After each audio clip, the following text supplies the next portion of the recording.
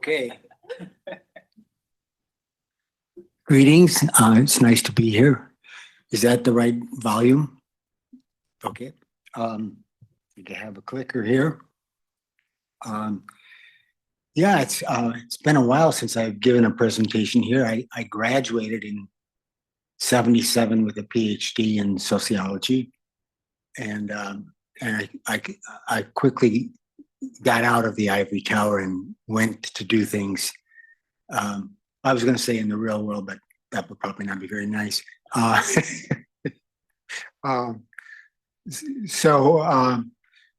I did enjoy my time here as a graduate student, so that was good. This book is not just about cooperatives, which are a type of business enterprise, which is democratically controlled by the members of the cooperative. Like, we have Willie Street Co-op here in town.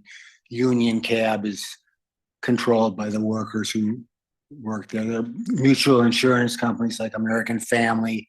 It's called a mutual, but it fits into the category of a cooperative because the policy holders that have their policies through any true mutual also elect the board of directors to that mutual. So I won't spend too much time telling you what a co-op is. If you have more questions about that, we can talk more about that during the question and answer part at the end. I expect to go about 40 minutes, and Harry's going to keep me in line. I think he's going to try anyway. After that introduction, what I'm going to do soon is tell you what that mysterious looking flower has to do on the right. Okay, that's the mystery for this presentation. Okay, so obviously you can't talk about Africa and capture Africa in one presentation or in one lifetime. Really, it's 53 different countries with kind of Western Sahara hanging out there on the side, and who knows what's going to happen to it, but tremendous amount of diversity. So if you catch me overgeneralizing about the continent, you can yell if you want, but just remember, I realize that it is a diverse continent, so don't let me get away with stereotyping or anything like that.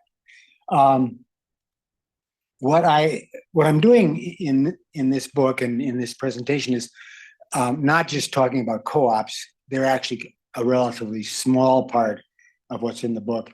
What I'm talking about in the presentation is what I consider to be the emergence of a new economic paradigm, not just for Africa, but worldwide. And we may have a discussion about whether you think we're having that paradigm shift or not, but that's what I'm going to talk about. So of all the continents, Africa is probably facing the greatest number of social, political, and economic problems that there are, and I'll go over those a little bit in a little while. But then I'm going to talk about how we might be able to get beyond some of those problems that different African countries are facing right now. Is my voice still loud enough? Okay. And that's when we get into this transitioning toward a more cooperative set of economies. And I picked 2050 as like a time frame. The next 25 years is the focus of. I may even still be around. What's a possibility? But so I'm not saying that we can predict in any way what's even going to happen in the next 25 years or the next 75 years. But I'm going to make some. I'll make some projections. I'll make some guesses about what might happen, and then we can argue about that too. And then I'll just have a real brief conclusion. And depending on how I'm doing, it could be really, really brief or. Okay, so modern humans in Africa. we started here. We started there. And a lot of estimates have us starting as a separate species a little before 300,000 years ago. And that's a debatable thing too. And I don't want to actually debate that. You don't have to agree with me, but that would not be a good focus for this discussion. And we, not only did we begin as a species there, we spent over 200,000 years only being in Africa, and we didn't move off of the continent until about 90,000 years or so ago, and even that at that point it was a bit experimental, and not very many of us left the continent. So I already mentioned that there's a lot of parts of Africa are in pretty deep doo-doo right now. Okay, the paradigm shift. Okay, you see that flower on the left. Okay, and then you see those words on the right. So one of my sons, who's an artist, drew a flower to depict. It's kind of you could call it a chart. The flower is a chart, and the emerging cooperative economy is the flower at the top, and the leaves are political democracy, economic democracy, quality of life, and environmental sustainability. Now, obviously, they make a joke about economists that if an economist is stuck on an island, a desert island, he assumes that he has a boat so he can get off the island. Okay, but I'm a sociologist, so I don't assume that I have a boat. What I do is I create a model. Sociologists are big on making models. And so this model basically says, if you look at the level of political democracy in a village, a city, a region, a country, or the world, all the way up from the local to the international. If you look at the level of political democracy, you can define it and you can measure it. I mean, that's important. If you're in a science and you can't define what you're doing, that's not really science. And the same is true with economic democracy. For me, a big part of economic democracy is cooperatives, because those are businesses that are democratically controlled by their members.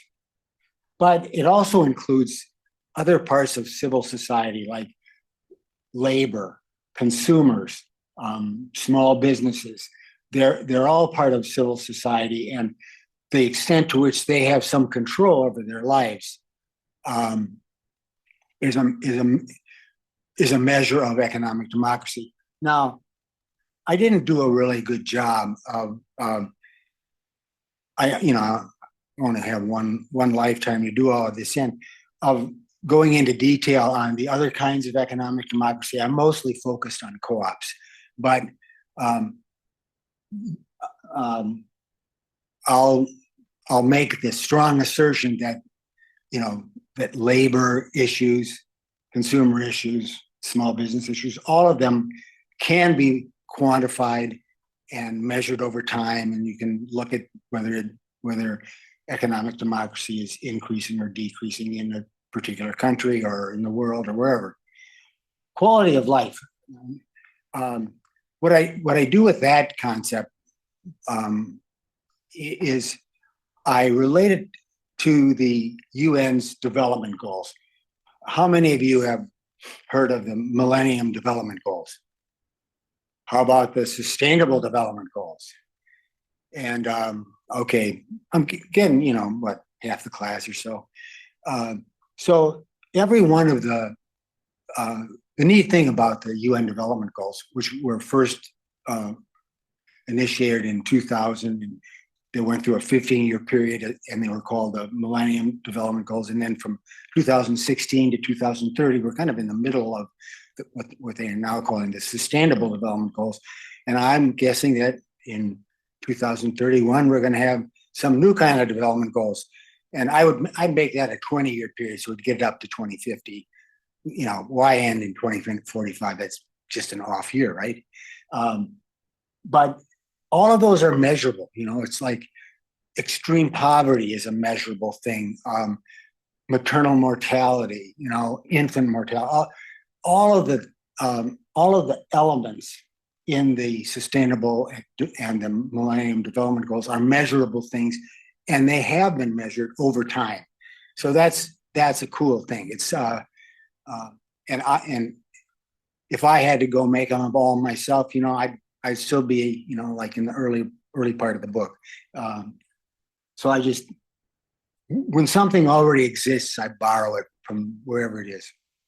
And then environmental sustainability, that one, there's all kinds of environmental sustainability, but the one that we're focused on right now is the survival of our planet, which is pretty important thing for us anyway. I guess if you're Elon Musk, you don't really care so much, but he's going to go to Mars and live there. But for the rest of us, if we don't do something about emitting all these greenhouse gases and creating this increasingly inhospitable climate on our planet, you know, we're going to go through a lot of suffering. North Carolina right now, of all places, who would have guessed Asheville, North Carolina, you know, and the other towns and areas around that facing the number of deaths from flooding that they are. I mean, and we're just going to, the curve on that is going to be keeping on going up for the next several decades anyway. Okay, so that is a picture of these elements.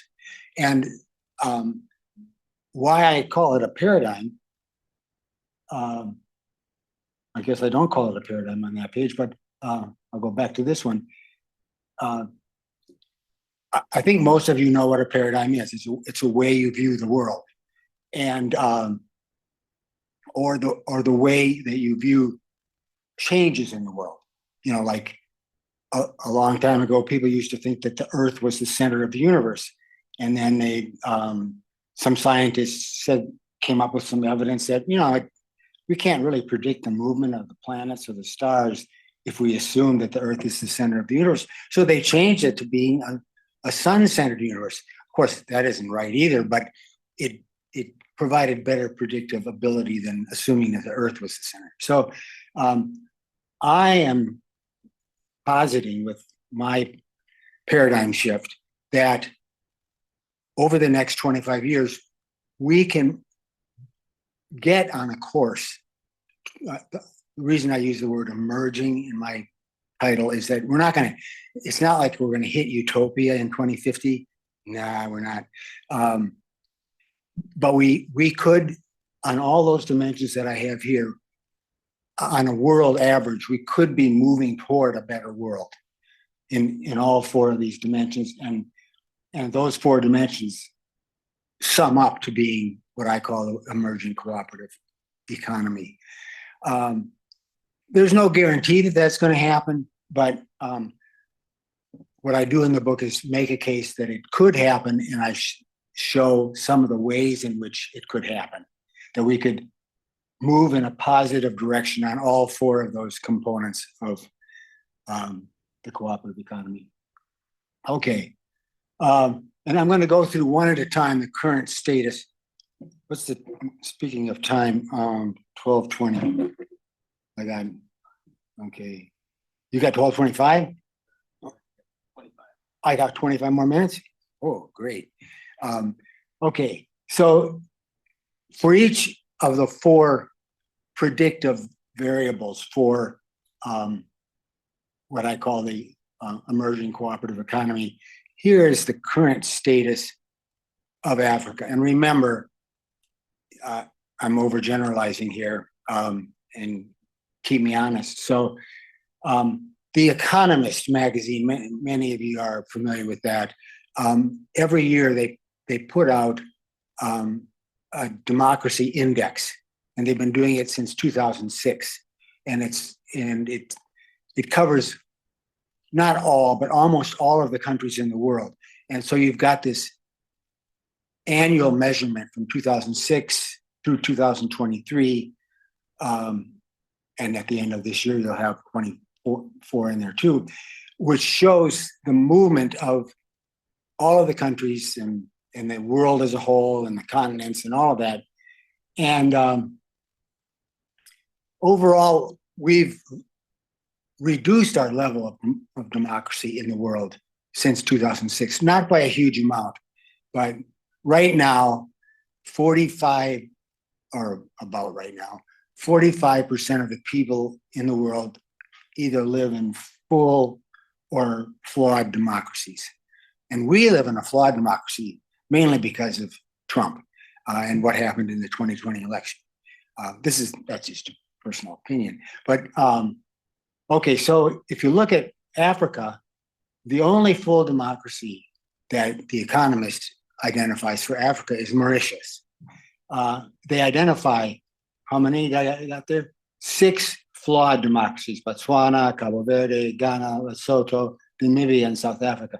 And boy, a lot of questions about South Africa.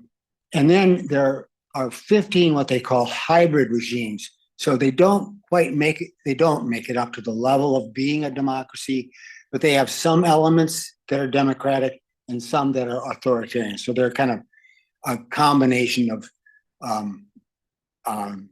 authoritarian and democratic. So The Economist calls them hybrid. And then 22 of the countries in Africa are labeled by The Economist as authoritarian.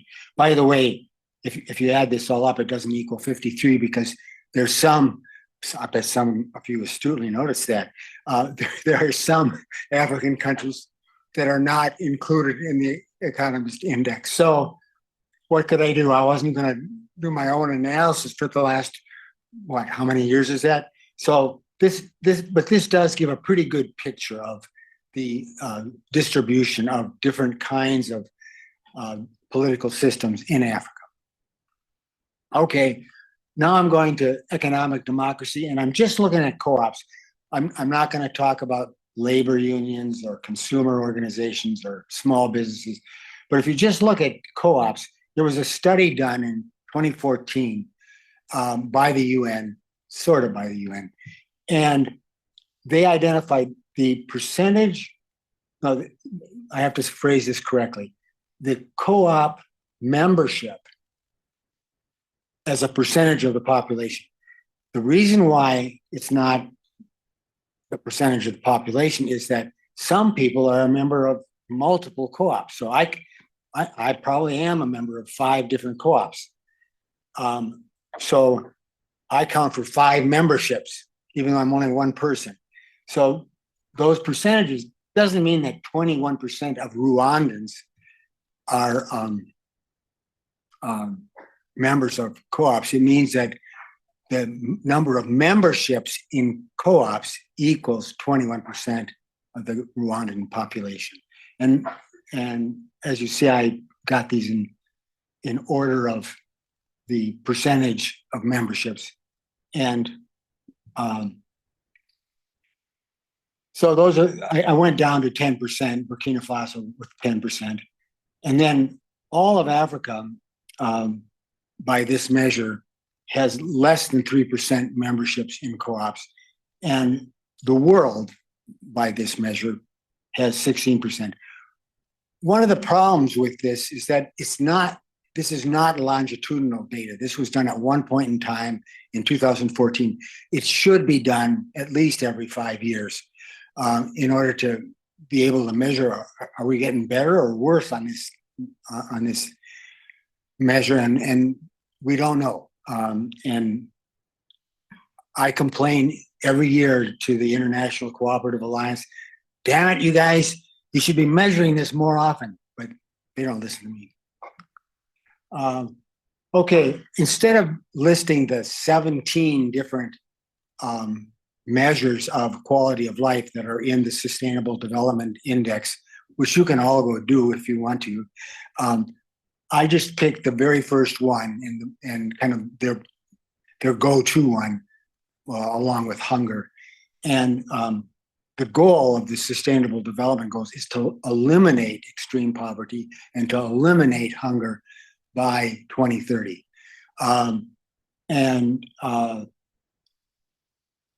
They're not doing a very good job. We've run into some problems during this 15-year period. We did really well during the first 15 years of the 21st century, but we're not doing so hot. We're not on track to meet any of the 17 Sustainable Development Goals by 2030, which is really sucks. And that's not just for Africa, it's on a world scale.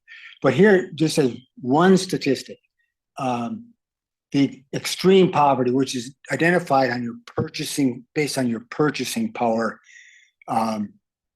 it's a World Bank measure, and it's what can you buy in terms of goods and services with the amount of money you have, and so below a certain point, your ability to buy goods and services goes way down, and the borderline between being just poor or being extremely poor is looking across all developing countries, it's 14%, and they do. The World Bank does estimate this every year, so this is an annual measure. But in Africa, it's 41%, which is way higher than the average for all developing countries.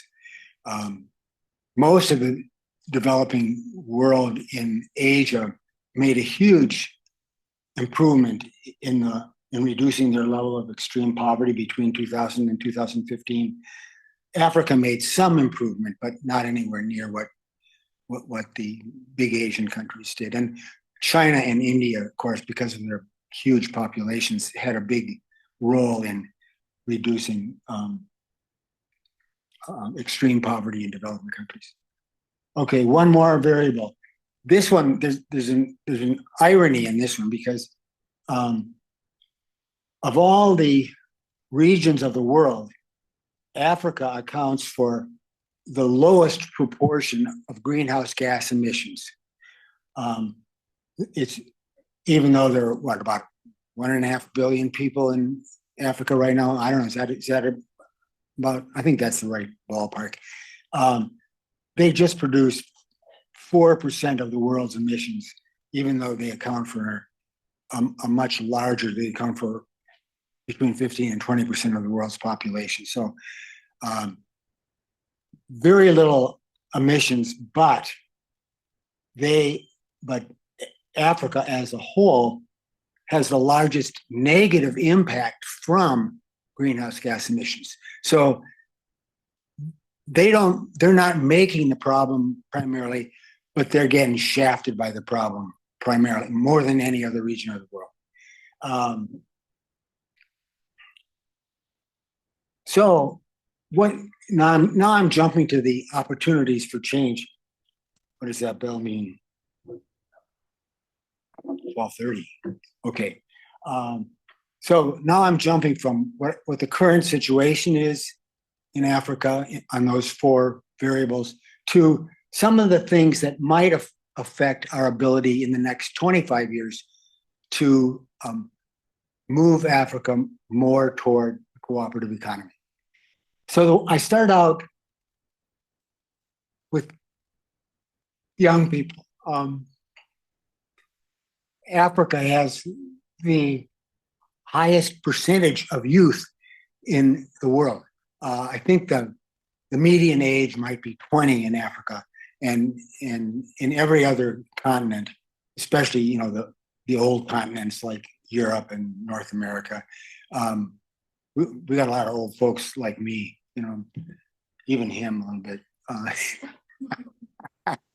and so as these young people become a more major part of African societies, I think we're going to see a lot more action by them in opposing the authoritarian tendencies, the lack of quality of life, all of the other dimensions they're going to be active, more active. They are in many countries in Africa. They already are active, but that level of activity is going to be increasing in the next quarter century. So that's one element. Then I go to kind of multi-governmental entities, the African Union, ECOWAS, and other regional development organizations. So that's a kind of cooperation. It's cooperation among countries. One of the goals of which is to do a better job with economic development, reduce corruption, do a better job with energy issues, a lot of things. Some of them are doing pretty good, a lot of them are not, but the mechanism of intergovernmental cooperation in Africa is there. And one of the things that needs to happen with it is it needs to be more effective than it has been up to now. Then the next point down I have is the increasing strength of the global South relative to the global North. So now we're getting into multiple continents. The South America, Oceania is really a teeny part of it, but South America, Africa, Asia, they're developing a stronger voice in the world in terms of trying to address those four problems that are related to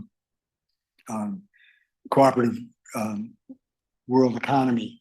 And, for example, the global South countries, well, just Africa in the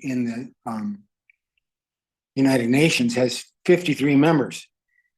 That's 53 out of 193. So that's more than a quarter of the members of the General Assembly are African states. And even these little island states like Kiribati and Tonga and whatever else, they're the ones that are getting hit hardest by global warming. I mean, some of them are going to disappear unless we do something about global warming. So these global South countries are increasing their cooperation to try to counter some of these problems that we were talking about. There's going to be I don't want to get into this in too much detail, but every year there's a meeting where the countries of the world promise to do a better job on dealing with global warming, and then they fail to do it. And the next one coming up is in Azerbaijan in November, and they're going to lie their asses off again about how good a job they're going to do in the next year, and then they won't do it. And same with these big global fossil fuel companies. Oh yeah, we're gonna capture all this carbon instead of emitting it. Though that's bullshit, really. Excuse my language. And then, we can't forget that international development assistance is still very important. A lot of it has been self-serving,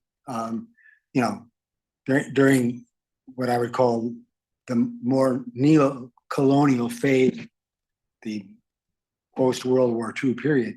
But now a lot of countries in the developed world are realizing that, if we don't help Africa or Oceania do a better job, that's going to act back on all of us. So there is still a self-serving motive, but it's also a motive that will help in the developing countries. I think of Kenya and Nigeria as being two large countries and development-oriented countries in Africa that are at least making more positive comments about reducing their carbon emissions, having more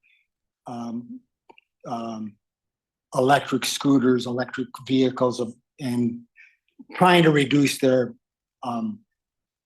carbon footprint in the world. And some of those other countries, like Botswana, actually is a negative net sink for carbon emissions, which means that they're absorbing more carbon and other greenhouse gases than they are emitting, which is pretty unusual. That's because it's not very developed, and they have quite a bit of forest land and soils and stuff, grasslands that are actually capturing carbon, unlike the spurious claims that the fossil fuel companies are making. So all of these elements could contribute to Africa becoming more politically democratic in the next 25 years. Not that they're going to reach utopia by then, but they could be doing a lot better than they are. When it comes to economic democracy, again, I'm emphasizing the co-op side. There's huge potential in Africa, and I give a bunch of examples in the book about this. Like there are 700 million people in the world, a substantial proportion of whom reside in Africa, that don't have any access to electricity. The best way to get electricity to them is through solar panels, clean energy, because a lot of the communities without electricity are out in the boonies somewhere, and you're not going to string expensive lines to them. So if you want them to be electrified, you do it primarily through solar. Some with wind, some with hydropower, but solar is the best and cheapest way to do it. And so we could see a significant that, and by the way, increasing access to electrification is one of the development goals that's part of the Sustainable Development Goal movement.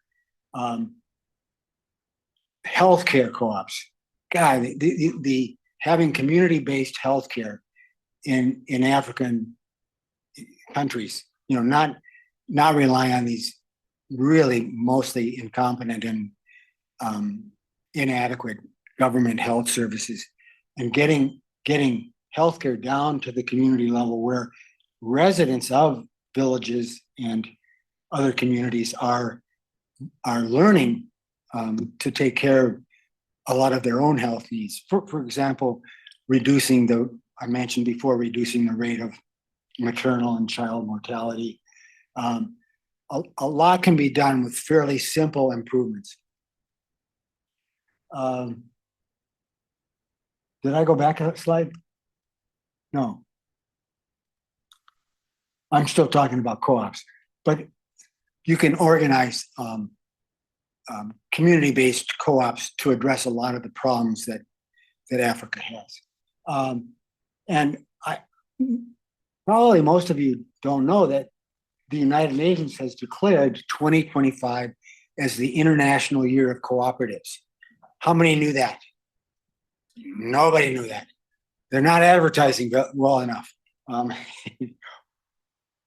But it's an opportunity, it's the General Assembly. So they're not really putting any money into it, but they're promoting the idea that co-ops can play a significant role in improving conditions, particularly in developing countries. And then I do also mention increased roles of labor, consumer, and other civic organizations, that's the other part of economic democracy besides co-ops. Okay, we're getting close. So quality of life. I always like to start with what you can do domestically within a developing country. It's like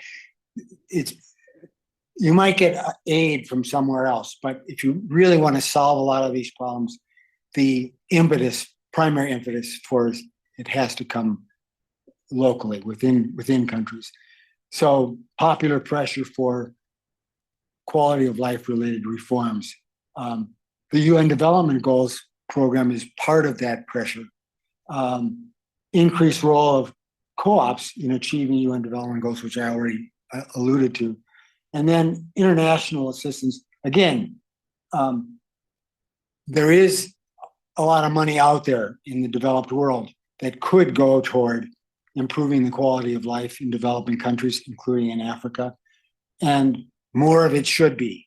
And they make these promises every year. Oh, we're going to put X% of our GDP into, and then they lie and they don't do it. But if the pressure keeps being put on, more development dollars will go to developing countries. Okay, environmental sustainability, conservation agriculture, which you can look up when you want, or you could call it regenerative agriculture. It's a way of farming in drought-prone areas, and some parts of Africa have adopted a lot of practices that would be classified as conservation agriculture, and they can double the yield. If, of course, you got to have some access to water, either through rain or through irrigation, but by carefully conserving your agricultural resources, you can make significant impact on droughts, reduction of droughts. And again, this isn't to say developing countries themselves or African countries themselves can do it all themselves. It'll help a lot if the World Bank, the International Monetary Fund, and other bilateral aid from developed countries helps African and other developing countries to do things like conservation agriculture and other practices that improve the environment. Okay, and this is my conclusion. So the future of Africa's and the world's economy is not predetermined. We can be subjects of historical change, not merely its objects. A lot of people have said that. Karl Marx, C. Wright Mills, who more recently, a lot of other people too, but history just doesn't happen to us. We make history too. And that ability is the underlying message in my book. So I'll stop there with my blathering and ask you for any questions or comments you might have. Thank you. Thank you so much for this talk and for actually